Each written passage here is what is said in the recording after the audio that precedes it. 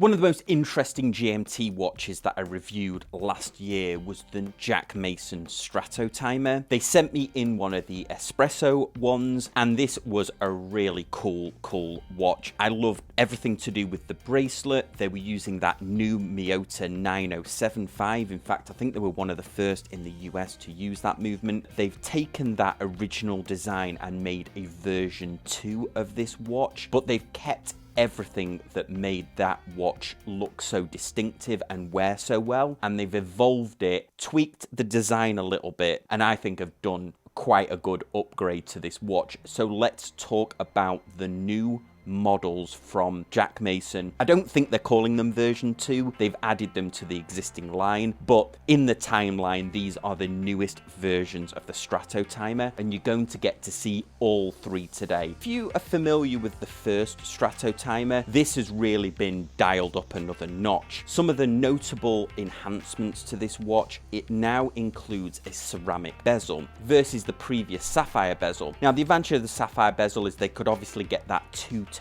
look to it, which is not that easy to do in ceramic, as we've seen from the Rolex Pepsi, which is apparently quite hard for them to create. So we've now got solid color bezels, solid green on the green one, obviously black, and then black on the silver dial watch as well. This does have lume inserted in, and they've added extra lume, as you'll see here, really vibrant lume. One of the other enhancements to this watch is they've now added not scratch proof but scratch resistant coating that they had on the hydro timers. They've now added it to these new Stratotimers. This will increase the longevity of the watch before it gets scratched. It is a coating, but it won't completely stop the watch from getting scratched. It's just going to give you a lot more life to it. Probably one of the best visual enhancements that they've added to this watch. Crown is a little bit bigger, even though I think the crown was quite nicely in proportion on the first one. Didn't necessarily call out in my first review because I thought the crown was fine, but since they've enhanced the crown, I do like this new crown, this larger crown. One of my observations from the first watch was the hands are a little bit thinner than the indices. They haven't increased the hand size, but what they've done is they've increased the lume footprint on the hands, so there is a slightly larger application of lume, and this does make a visual difference to the hands. Interestingly, I think this extra application of lume is more obvious on the silver hands instead of the black coated hands that we see on the Emperor model that has the silver dial. All these enhancements really up the game of the Stratotimer. The addition of the coating, the increase in application of lume on the hands really makes them visually look slightly bigger, and then the increase of the crown, and of course the scratch resistant bezel is a good enhancement as well. Talked about the differences between the first Stratotimer. Let's concentrate on the watch itself, especially if you'd not got a chance to see one of those first Stratotimers. Case is the same, 40mm case with a lug width of 20mm, lug to lug of 47mm, water resistance of 200 meters, and a 48 click bezel. Now you might ask yourself, why would you put 48 clicks on an omnidirectional GMT bezel? But there is cases where there are half time zones. I think Sri Lanka might be one. I think some states and territories in Australia also use half time zones. There is a need for a 48 click bezel on GMT watches, just in case you were wondering about that. The watches still include that boxed sapphire crystal, although this one seems more refined, rounded at the edges. This gives a nice retro look to the watch without distorting the dial. The watch's thickness is 30mm, including that sapphire crystal, or 11.25mm excluding it, and they're coming in at 170 grams with that bracelet on. Very wearable. Here you can see it on my 7.2-inch wrist. One thing that really impressed me when I first reviewed those watches was the wearability of these cases. They are very comfortable. Even if you've got smaller wrists, this watch will still fit very well. The articulation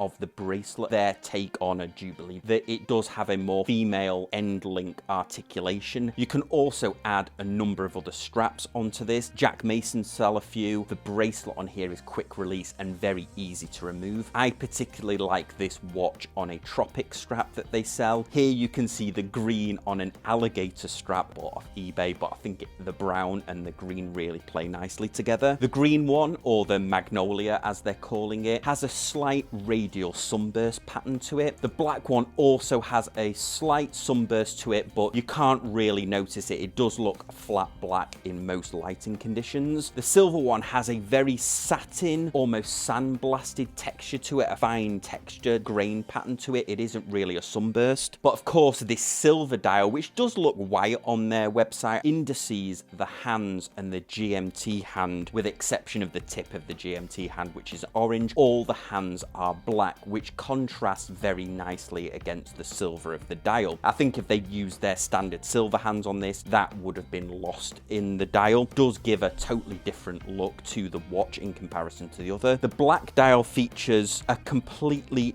red GMT hand, and on the green one, the Magnolia, the entire GMT hand is orange. The second hand is a lollipop style second hand, and then has the colors of the Texas flag, because Jack Mason are based in Dallas, has the colors of the Texas flag on the end of the second hand. Jack Mason, like Bayer and a couple of the other brands that we've talked about on the channel, are really trying to bring as much of the watch assembly close to home as they can. This watch is US assembled and regulated. They take the Miyota movements and then do a further regulation to them to get them to plus or minus 5 seconds per day. Without regulation, this movement stock accuracy is plus 30 to minus 10 seconds a day. And I do have an upload on my channel where I put these watches on a time grapher, and they do perform very well. My espresso timer does perform in that 5-second range. Let's talk about this 7-link bracelet, because this honestly is fantastic. They do an excellent job of these, certainly for the $1,000 price range. And I think the case construction, the use of ceramic, and this addition of this 7-link bracelet is really what separates these Jack Mason watches from the more affordable end of the GMT mechanical market in terms of those Seiko watches that you've seen. This really elevates the whole watch, and I think for $1,000 this could probably be one of the best value mechanical GMTs on the market. This 7-link bracelet is honestly phenomenal. Not only does it wear very well with all that additional articulation from these 7 links in the center, it looks awesome. The fit and finish of it, there is no jangle at all in the bracelet. It's using screw-in links, so very easy to adjust. But one of the highlights that I've talked about before, and I'm glad they've kept it on this model, is their on-the-fly adjust system. You lift up the bracelet end and then push it forwards, and it probably gives you, I would say, at least 10 to 15 mil of extra adjustment on the clasp. In conclusion here, all of the upgrades to this watch make sense. They haven't lost any of that essence that they had from the first Stratotimer, which I really warmed to. I can't think of much else they could improve in the next one. Maybe if the hands were slightly bigger, perhaps for the next one, but we'll see how the evolution of this watch goes. I'm not quite sure how you would pick between these watches. I really love the green, but it is quite a vibrant green, I would say. That sunburst and then the green ceramic. It definitely is a very green. It's not a subtle green, whereas the Emperor, the white version, really has a completely different look to it. And then the tuxedo black one, more of a classic, refined look to it. I think another outstanding watch from Jack Mason here. Not a lot that I would really improve on this watch. It's hard to find fault with this because they've really done quite a good job of this. As always, really interested to know what you think. If you enjoyed this video, I would love it if you hit subscribe, hit that thumbs up, and I'll see you on the next one.